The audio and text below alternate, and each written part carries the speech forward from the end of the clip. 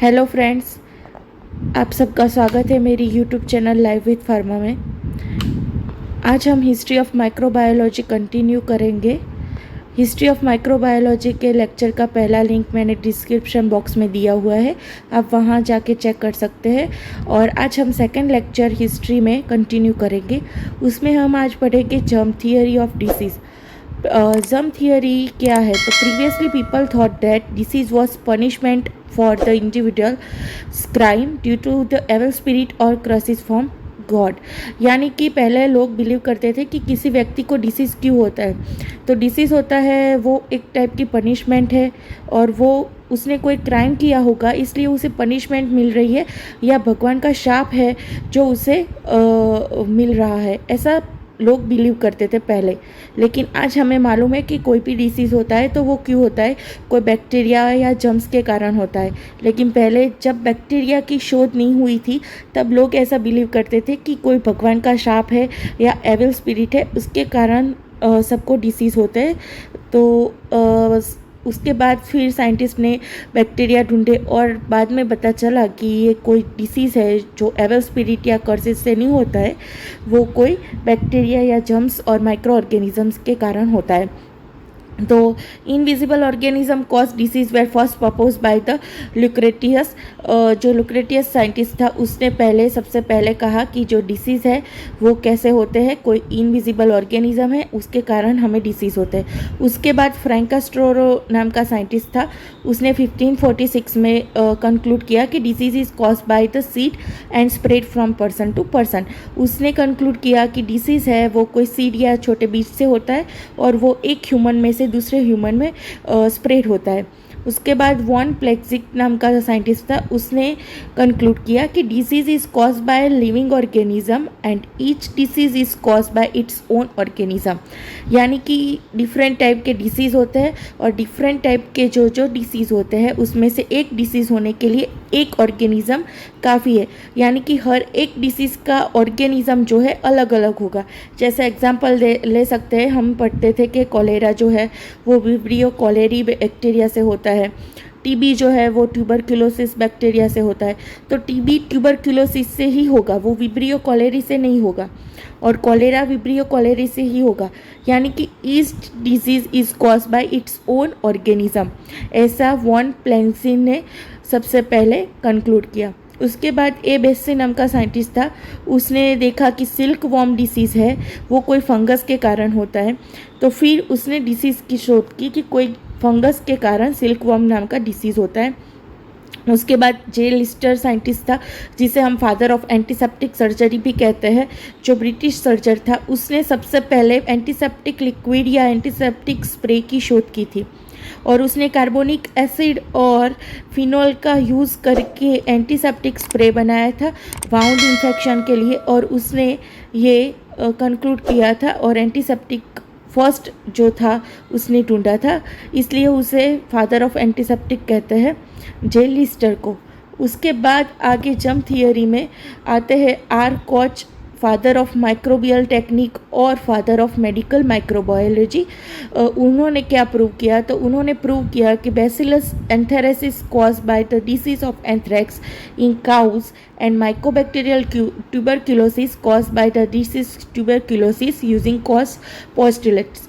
उन्होंने एक बैक्टीरिया, अलग अलग बैक्टीरिया की शोध की और उन्होंने प्रूव किया कि जो बैक्टीरिया है उसी के कारण ही डिसीज़ होता है।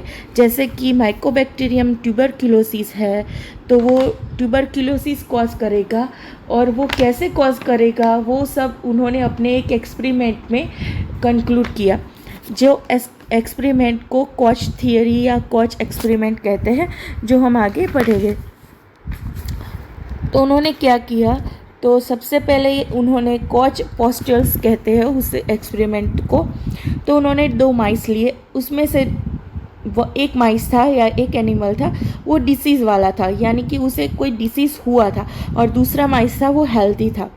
अब उसने क्या किया कि जो डिसीज़ वाला माउस था उसका ब्लड सैंपल लिया, तो उसके ब्लड सैंपल में उन्होंने ऑब्ज़र्व किया तो रेड ब्लड सेल के साथ साथ कोई सस्पेक्टेड पैथोजन दिखने को मिल रहे थे उन्हें।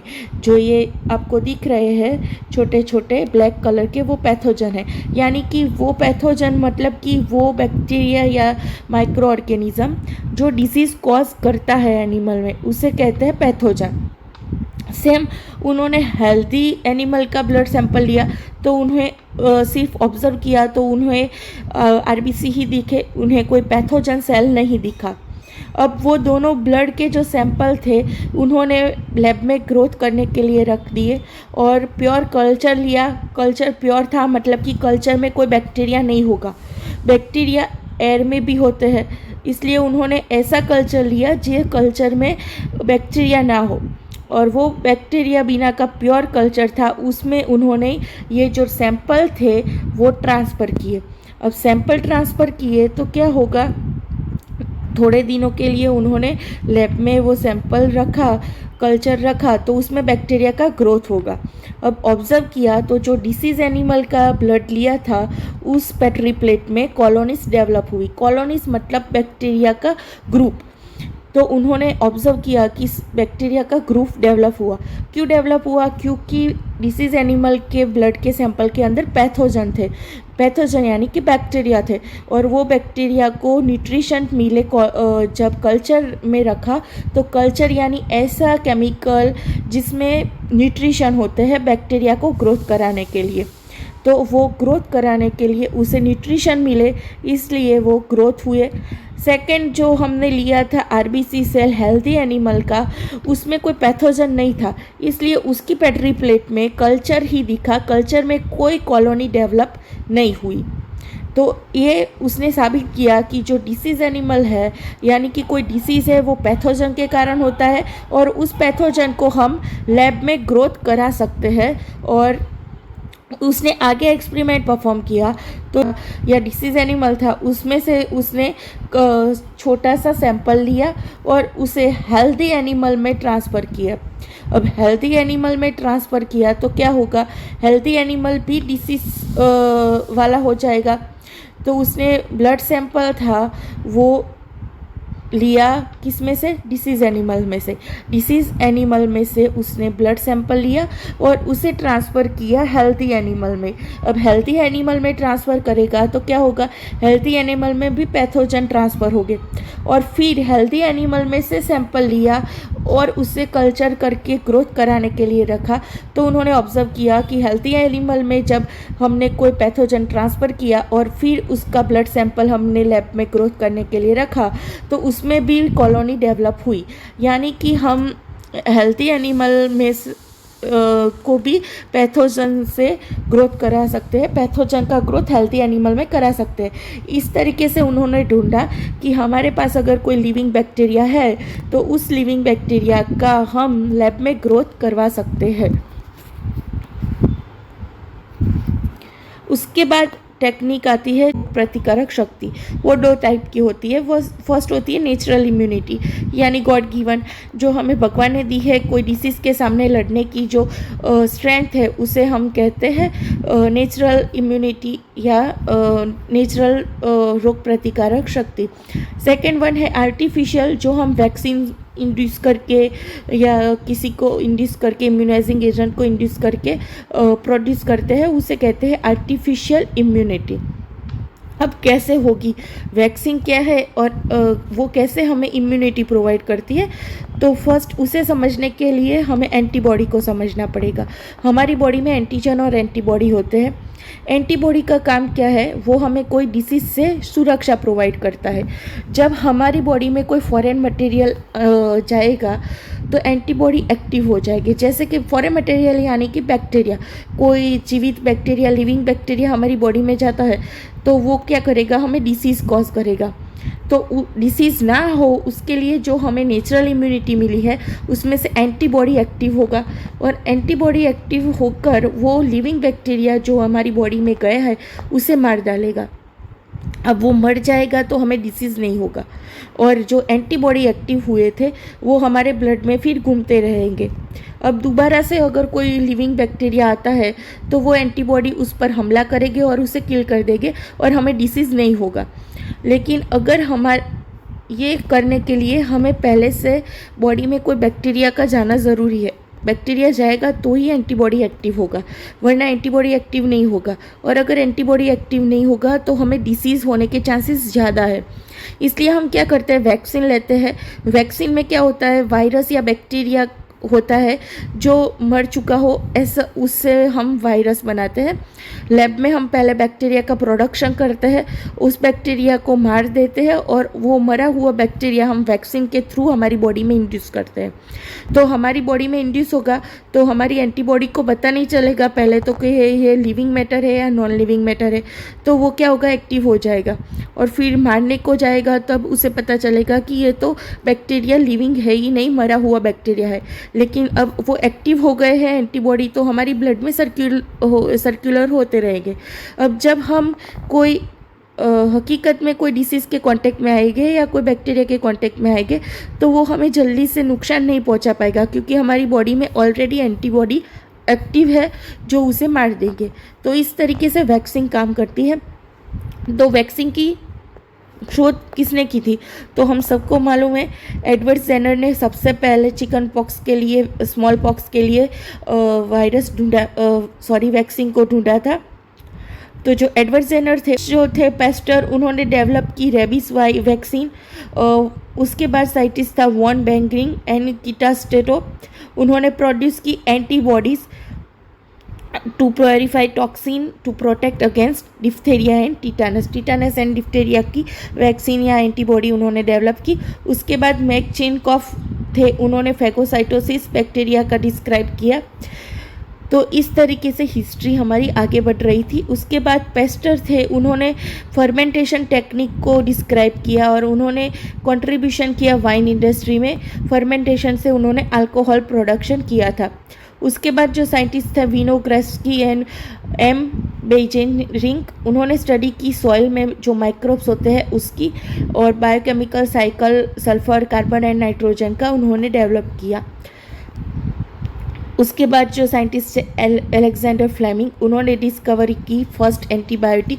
हम सबको मालूम है एंटीबायोटिक की फर्स्ट डिस्कवरी अलेक्जेंडर फ्लेमिंग ने की थी, और ये फ़ोटो है, आप देख सकते हैं अलेक्जेंडर फ्लेमिंग का। उन्होंने डिस्कवरी की थी एंटीबायोटिक। अब what is meaning of antibiotic? Antibiotic is a drug which is use to treatment against bacterial infection. Bacterial infection है उसके अगेंस्ट ट्रीटमेंट के लिए एंटीबायोटिक यूज़ होगा। तो उन्होंने पेनिसिलियम फंगस में से एंटीबायोटिक बनाई थी, पेनिसिलिन एंटीबायोटिक, यानी कि फंगस में से उन्होंने बैक्टीरिया को किल करने के लिए ड्रग आइडेंटिफाई की और ड्रग डेवलप की। तो जो ड्रग बैक्टीरिया को मारने के लिए यूज़ होती है उसे एंटीबायोटिक कहते हैं। और अलेक्जेंडर ने फर्स्ट एंटीबायोटिक बनाई थी, लेकिन वो किस में से प्रोड्यूस की थी? फंगस में से। उन्होंने टेस्ट किया था, यहाँ आप देख सकते हैं पेट्री प्लेट। तो पेट्री प्लेट में ये जो आपको दिख रहे हैं वो बैक्टीरिया है, ये जो आपको दिख रहे हैं, और ये बैक्टीरिया की कॉलोनी है। और उसके आसपास उन्होंने देखा तो थोड़ी सी जगह थी जो जगह में कोई बैक्टीरिया या बैक्टीरिया की कॉलोनी नहीं थी। उस बैक्टीरिया का ग्रोथ इनहिबिट हुआ था, और वो इनहिबिट क्यों हुआ था? पेनिसिलिन फंगस के कारण। वहाँ फंगस का ग्रोथ हो रहा था, इसलिए बैक्टीरिया ग्रोथ नहीं कर पाए। और उन्होंने इस तरीके से एंटीबायोटिक ड्रग पेनिसिलिन की शोध की, यानी कि पेनिसिलिन की प्रेजेंस में बैक्टीरिया का ग्रोथ नहीं होता है, ऐसा उन्होंने कहा। और इस तरीके से हमारा फर्स्ट एंटीबायोटिक डेवलप हुआ। उसके बाद 20वीं सेंचुरी में हम अभी देखें तो अलग अलग क्या डेवलपमेंट हुआ है हिस्ट्री में। तो infections disease aetiology agent of most infection disease has been a secret, यानी कि अभी अभी ढूंढा गया है कि कौन सा डिसीज़, कौन सी इटियोलॉजी, यानी कि कौन से बैक्टीरिया के कारण या कौन से माइक्रो ऑर्गेनिज्म के कारण होता है, तो उससे ये ढूंढा गया है 20वीं सेंचुरी में। उसके बाद कीमोथेरेपी की डिस्कवरी हुई। कीमोथेरेपी यानी एंटीबायोटिक, एंटीवायरल, एंटीफंगस ड्रग जो हम कहते हैं, उसकी शोध हुई 20वीं सेंचुरी में, जो बैक्टीरिया, फंगस और वायरस को मारने के लिए यूज़ होगी। उसके बाद इम्यूनोलॉजी डेवलपमेंट हुआ। इम्यूनोलॉजी डेवलपमेंट में हमारी इम्यूनिटी कैसे बढ़ती है वो स्टडी किया जाता है। उसके बाद फिजियोलॉजी एंड बायोकेमिस्ट्री का उन्होंने डेवलपमेंट किया using microbes as a model. Bacteria को मॉडल के तरीके से यूज़ करके उन्होंने उसमें से प्रोडक्शन करवाया, जैसे कि लैब में इंसुलिन प्रोडक्शन होता है। तो वो सब उन्होंने, ये सब जो शोध थी वो कौन सी सेंचुरी में हुई? 20वीं सेंचुरी में। उसके बाद जीनेटिक्स की शोध हुई, यानी कि बैक्टीरिया का मॉडल डेवलप हुआ, हमारे जीन का डीएनए, बैक्टीरिया का डीएनए, वो सब ढूंढा गया, और बैक्टीरियल डीएनए वायरस के आरएनए के कारण जो डिसीज़ होते हैं वो कैसे क्योर हो गए, वो सब 20वीं सेंचुरी में ढूंढा गया। उसके बाद मॉलिक्यूलर बायोलॉजी का डेवलपमेंट हुआ, तो उसमें भी बैक्टीरिया को मॉडल की तरीके यूज़ करते हैं, और उसमें कैसी शोध हुई, तो जैसे gene therapy, insulin production, nucleotide sequence bacteria की कैसे ढूंढी जाती है, वो सब 20वीं सेंचुरी में हमने डेवलप किया। तो इतना था जो बैक्टीरिया की हिस्ट्री में आपको इंक्लूड करना है। First lecture and second lecture दोनों को मिला के आपकी माइक्रोबायोलॉजी की हिस्ट्री कंप्लीट होती है। तो इतना था जो आपको माइक्रोबायोलॉजी की हिस्ट्री में कंक्लूड करना होता है। हमारा फर्स्ट लेक्चर है जो डिस्क्रिप्शन बॉक्स में उसकी लिंक दी गई है, उससे आप देख सकते हैं, और ये सेकंड लेक्चर, दोनों को मिला के आप लिखेंगे तो आपकी पूरी माइक्रोबायोलॉजी की हिस्ट्री कंप्लीट होगी। अगर आपको हमारे वीडियोस पसंद आ रहे हैं तो kindly subscribe my YouTube channel living with pharma. Thank you. उसके आगे के लेक्चर में हम पढ़ेंगे स्कोप और एप्लीकेशन ऑफ माइक्रोबायोलॉजी। पढ़ने के लिए हमारी चैनल के साथ जुड़े रहे और हमारी चैनल को सब्सक्राइब कीजिए। Thank you.